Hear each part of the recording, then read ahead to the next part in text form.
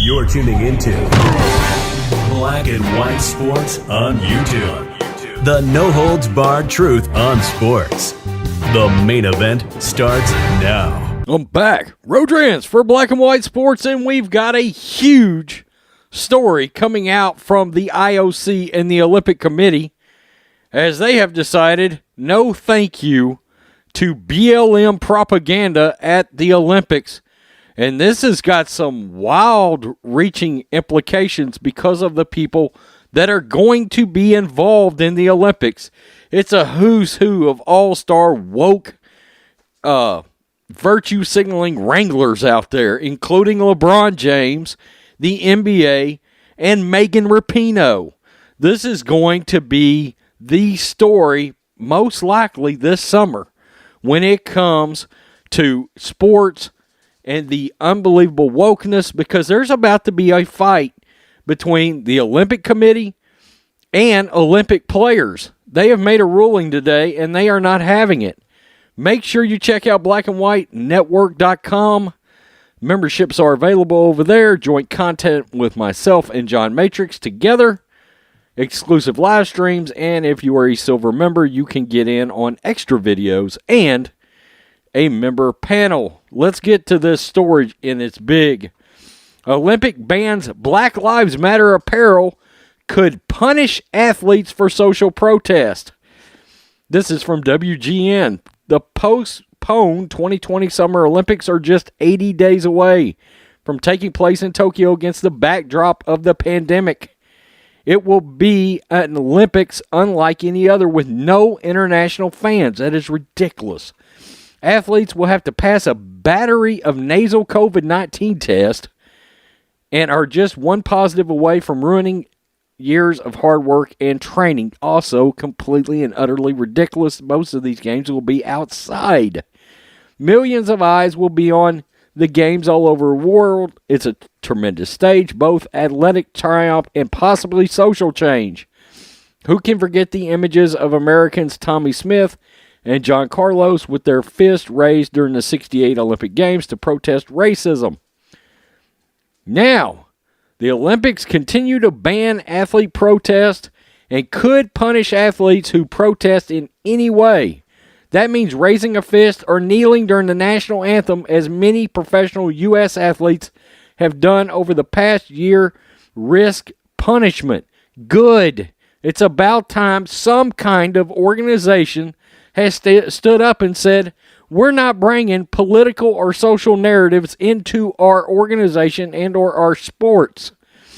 IOC bans Black Lives Matter gear. The International Olympic Committee got very granular with what is not allowed. It said specifically, the slogan, Black Lives Matter, will be banned from athletic apparel at the Summer Olympics. It's part of the IOC's long-standing ban on demonstration or political, religious, or racial propaganda. And that's exactly what it is, propaganda. On the playing field, the medal stand, or during games' official ceremonies.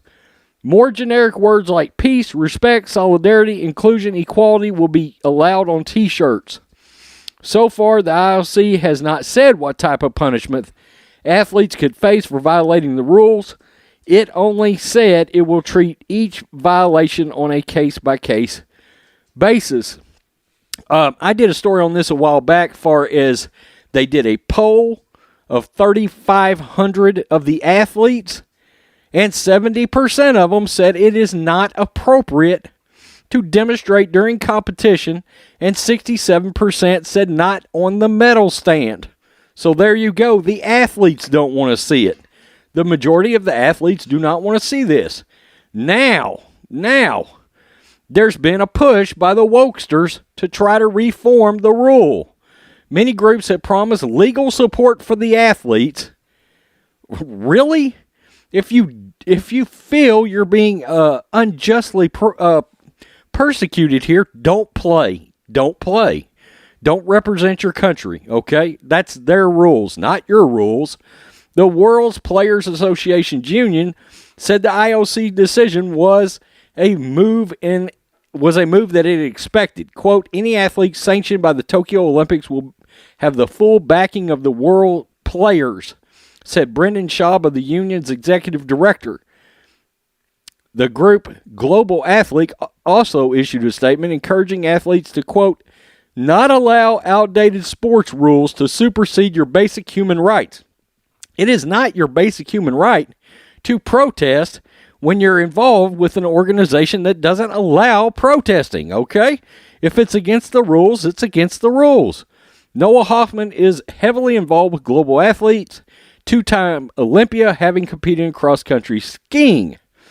Though he thoroughly enjoyed both of his Olympic experiences, he told Nextstar's Andrew Martin that he strongly believes that it is time to elevate the voice of the international athlete.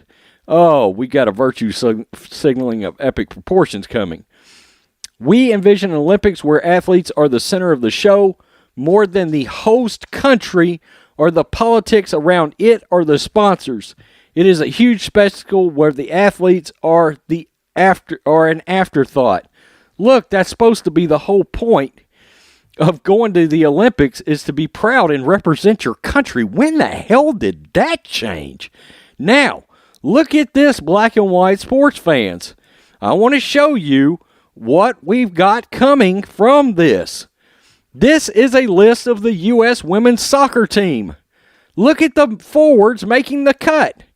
Megan Rapinoe's name is right there. We know she is one of the biggest wokesters on the planet, and she is out there virtue signaling for every freaking woke cause that there is, including Black Lives Matter. Now, let me show you this, because the drama and the plot involving this will continue. This was back in March 11th. USA basketball team, 57 finalists for the U.S. Olympic men's team. Who is on the screen? LaChina James. That's right, the biggest communist in the NBA. 15 players were added to a group headlined by LeBron James and Kevin Durant. Okay, so we've got a showdown coming. There is a showdown coming involving the Olympics.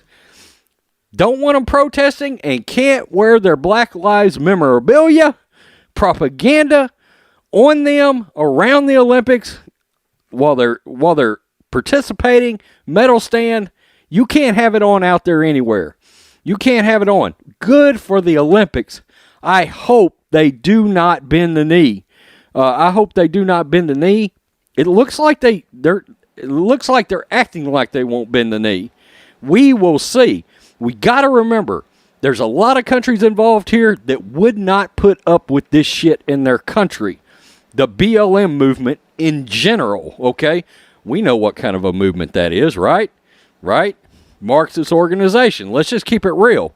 I wonder if Patrisse Cullors, has Cullors bought any other new houses lately?